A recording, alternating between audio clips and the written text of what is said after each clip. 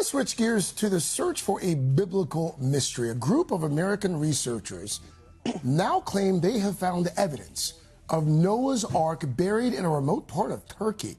The team watched the footage once that night, and twice more the next morning, hoping the geometry would change on a second pass. It did not. The drill camera had cleared into an open chamber inside a 500-foot ship-shaped ridge buried in Mount Tendurek, eastern Turkey, and it kept showing them the same thing. Straight internal walls, a flat floor, and a partition above the lens that did not belong inside a mountain. By the third viewing, nobody on the project was willing to call what they were looking at a natural formation.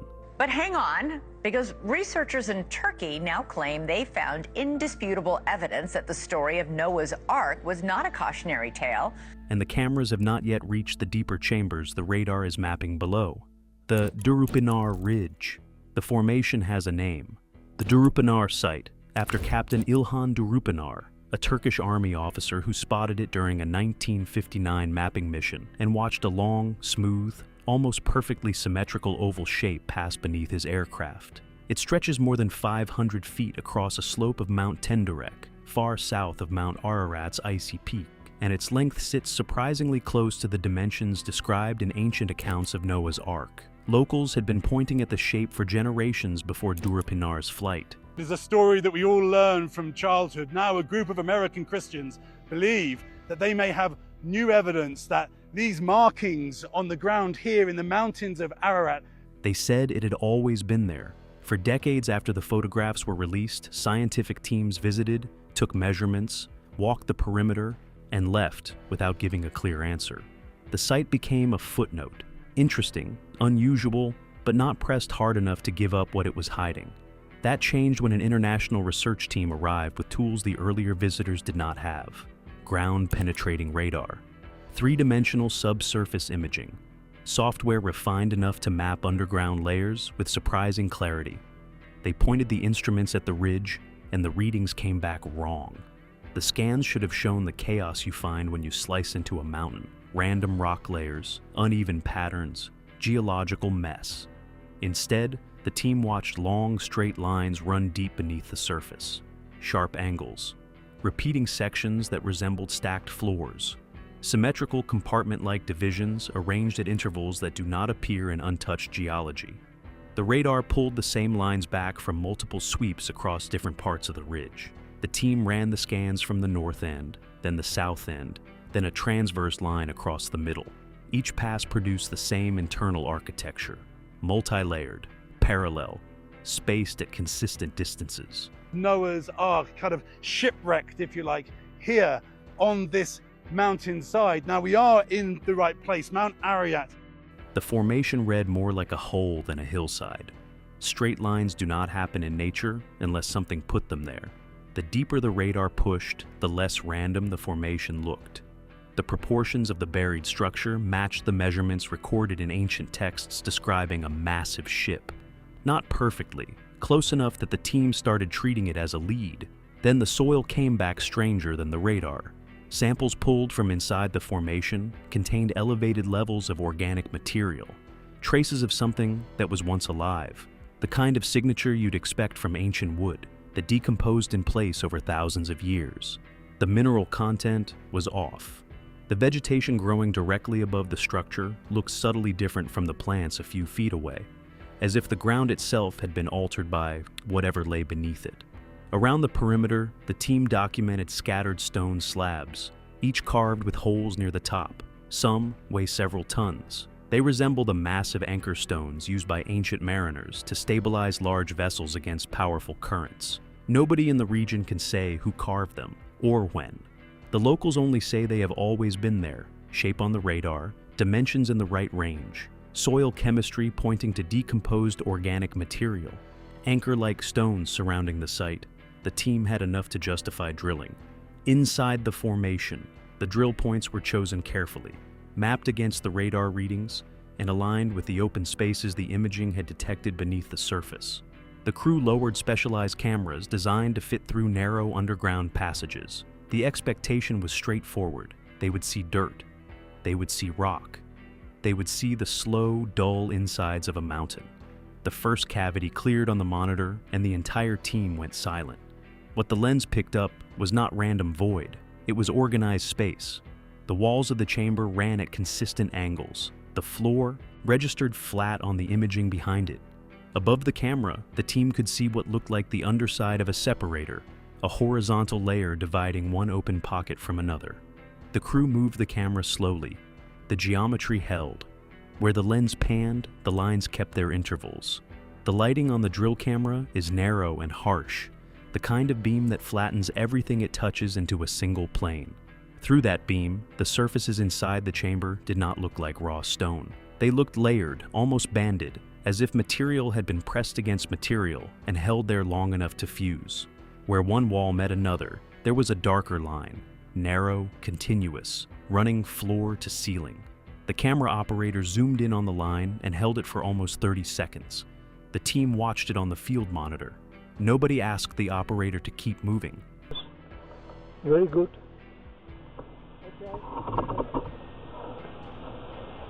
What happened? Did it hit a blockage? They pushed the camera deeper. A second cavity opened, then a third. Each one repeated the same architecture. Open space, defined by walls that did not erode the way surrounding rock did, separated from the next pocket by what looked like a deliberate partition. The dimensions repeated, the spacing repeated. Surfaces inside the formation showed almost none of the weathering present in the stone around them, as if something had sealed these chambers off from the outside air for a very long time. In one pass, the lens caught what looked like a long horizontal seam running along the upper edge of a chamber wall. A clean line, too straight to brush off, with a texture beneath it that broke from the surrounding material. Another frame showed a corner where two surfaces met at an angle close to 90 degrees, the kind of join that geology almost never produces without help. The crew replayed the footage in the field tent that night. They watched it again the next morning. The geometry did not change on a second viewing. It did not change on a third. A geologist on the team later described the readings from those deeper drill points as unlike anything he had pulled from a natural formation in 20 years of field work. Another member said the silence when the first cavity cleared was the longest silence he had ever shared with colleagues. A third said the hardest part of the work afterward was not the analysis. It was deciding what to put in the official report and what to leave for the next round of cameras to confirm. The team did not announce a discovery. They emphasized the need for further drilling, additional scans, and independent verification, and they reminded reporters that extraordinary claims demand extraordinary evidence.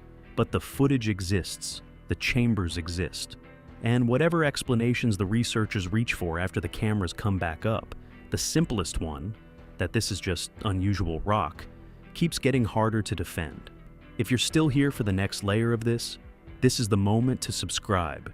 Hit subscribe and turn on notifications so you don't miss what the team found when they pushed the cameras deeper. What the cameras showed lined up too neatly with something old. Ancient descriptions of the Ark speak of 3 internal levels and rows of compartments running the length of the vessel. The imaging from Durupinar showed open pockets at repeating intervals, separated by horizontal divisions, arranged along the axis of the ship-shaped ridge.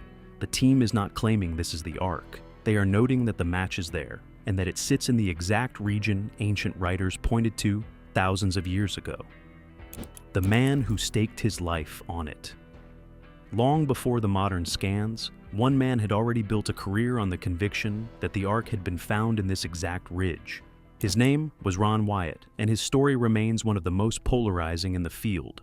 Wyatt was not a trained archaeologist. He was a nurse anesthetist from Tennessee, pulled into a decades-long search by a single photograph he saw in a magazine, the same boat-shaped outline resting on the slope of Mount Tendurek. Most readers turned the page. Wyatt could not. That single image launched a 22-year mission that took him across deserts, mountains, and ancient ruins in search of physical evidence connected to scripture. At the Durupinar site, Wyatt described petrified wood that he believed matched ancient ship timbers. He pointed to metal objects shaped like brackets, which he interpreted as fasteners. He documented rib-like rock, formations that, in his view, outlined the frame of a massive vessel. He photographed the large standing stones with carved holes and called them anchor weights. He marked geometric patterns just below the surface, noting that the symmetry of the layout did not match the chaotic patterns of erosion he saw on every other slope of the mountain. To him, every detail fit. Then they can prove that everything that's written in the Bible about this whole event is actually true, right? This is a historical event that actually happened. Professional geologists pushed back hard. They argued that the so-called ship shape was nothing more than a natural rock formation carved by erosion and fault movement. They pointed to similar shapes found in other parts of the world, produced entirely by geology. Some thought Wyatt was seeing what he wanted to see. Others thought he was sincere but mistaken. The debate that followed never fully went quiet, and for nearly 2 decades, it stayed exactly where most fringe archaeology stays, in the space between true believers and the people who write them off. What changed is that Wyatt was working with photographs and intuition.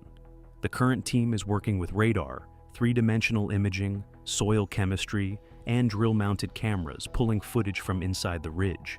The same site, different tools. And the tools are now producing data that lines up point for point with what Wyatt spent his life trying to prove. A search stretching back centuries. The hunt for the Ark did not start with Wyatt. It reaches back nearly 2,000 years. In the 1st century, the Jewish historian Flavius Josephus wrote that the remains of the Ark could still be seen in the mountains of Armenia. He stated it as fact, not legend. He even described locals at the time selling fragments of bitumen, the dark waterproof pitch said to have been used to seal the Ark's hull, as protective amulets. Whether the fragments were authentic or souvenirs from a thriving trade in relics, the trade itself was evidence that people in his era believed something physical still existed in the mountains he named. And the mountains he named include the region where the Durupinar site sits today. Flood stories themselves appear in nearly 200 cultures across the world, from Mesopotamia to India to Central America to the Pacific Islands. Researchers at the British Museum uncovered a Babylonian tablet describing a huge circular boat built with precise measurements. A modern team later constructed a replica using those instructions, and it floated. The ancient writers were not just telling stories, they were describing something they believed had been built. In 1876, the British scholar James Bryce returned from Ararat carrying a piece of worked timber. He said he had found it far above the tree line, at an altitude where natural wood simply should not exist.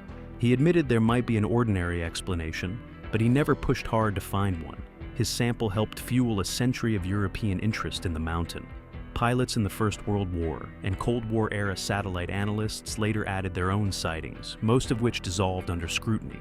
But the legend kept growing anyway, because every generation found something at the site that the previous tools could not explain. The Durupinar Ridge held something none of those tools could reach. Mile a day. If you lived in this region, in just a matter of hours, your home could be at the bottom of the sea. Why this investigation is different. For decades, the site followed a familiar cycle. A team arrives, claims surface. Excitement rises, then geological analysis pushes the discovery back into the column of natural formations, and the world moves on. The pattern repeated for nearly 50 years. The current investigation is breaking that pattern, and it is breaking it on data, not on volume. The ground-penetrating radar produces repeatable readings. The 3-dimensional imaging maps the underground structure layer by layer, drill point by drill point, and the layers match each other across separate scans. Laboratories, not field crews, analyze the soil. Drilling is guided by the imaging, not by guesswork. Each step produces a record that another team can independently review. The readings keep coming back unusual. The internal patterns do not look like erosion. The soil does not match the surrounding terrain. The vegetation above the formation behaves differently than the vegetation a short walk away. The anchor stones around the perimeter weigh several tons and carry carved holes nobody can explain. The interior cavities repeat at consistent intervals. The walls inside those cavities show angles that nature does not produce on its own. The anomalies stack across categories. Physical anomalies, the shape, the dimensions, the internal geometry.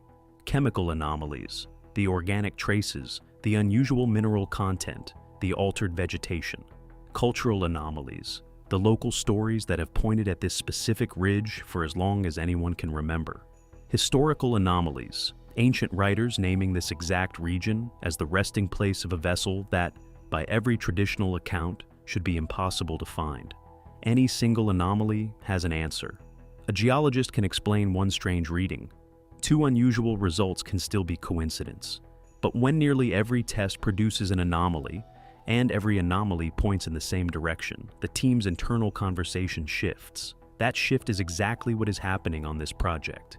Independent groups have begun reviewing the data, comparing it against known geological signatures from similar mountain regions. The comparisons are not producing easy answers. Most natural formations that resemble vessels from above lose that resemblance the moment radar enters the picture. This one keeps it. The deeper the scans go, the more organized the structure beneath the surface appears, which is the opposite of what geology normally produces. The Turkish government has designated the area as a protected national park. The designation is not a declaration that the Ark has been found. It is a recognition that the site holds enough cultural, historical, and scientific weight that nobody is willing to leave it unprotected while the investigation continues. And the investigation is continuing. New scans are planned, new drill points are being mapped. Several research groups from outside Turkey have requested access. The data leaving the site keeps doing the same thing it has been doing for years now. It keeps making the easy explanations harder to hold. What the cameras have not reached, the team has not finished. Radar shows more cavities deeper in the ridge. On a horizontal layer, the current drilling hasn't touched yet. The plan is to map those pockets next season, set new drill points along their edges, and lower cameras into spaces that have been sealed for whatever number of thousands of years the formation has been there. Nobody on the project will say what they expect those cameras to find. A few have hinted that the deeper cavities scan as larger than the ones already documented. One scan shows what looks like a passage running between two pockets, narrow at the top, wider at the floor. The imaging cannot tell the team whether the passage is empty or whether something is resting in it. Flood was actually the size of Colorado before receding. It could have affected thousands upon thousands of people. The only way to know is to drill, and the next drilling window has already been scheduled. There is also a deeper anomaly, lower than anything the drills have approached so far. The radar maps it as a single elongated cavity along the central axis of the ridge. Not a chamber, but a corridor running most of the length of the formation. The dimensions are large enough that the team is treating it cautiously. They are not naming it on the record. They are not speculating publicly about what could fit inside a space of that size at that depth. But the imaging keeps returning the same outline every time they sweep it. And the lower the scan, the cleaner the lines become. The mountain looks ordinary at dusk. A long ridge, a darkening sky, a thin road cutting along the slope toward the village below. The wind off Tendurek picks up in the late hours and carries the cold down through the gullies. The radar gear sits packed under tarps near the drilling tents, waiting for the next window. From the surface, there is nothing to suggest that beneath that ridge sits a formation with straight internal walls, repeating chambers, a corridor running its length, and a layer of cavities the cameras have not yet entered. Somewhere deeper than the drills have reached, the readings keep coming back wrong. The team will be back. The instruments will be back. And the question of what is sealed inside the next set of chambers, what the lens will pick up the next time it clears the dirt, is the question nobody on the project is willing to answer until they see it for themselves. What do you think is buried beneath the Durapinar Ridge? A natural formation that happens to fool every instrument we point at it. Or the remains of a vessel from a story almost every ancient culture once told? Drop your answer in the comments and tell us what you'd want the next set of cameras to look for when the team goes back. The deeper chambers are still waiting, and the team will be back at the site before the year is out.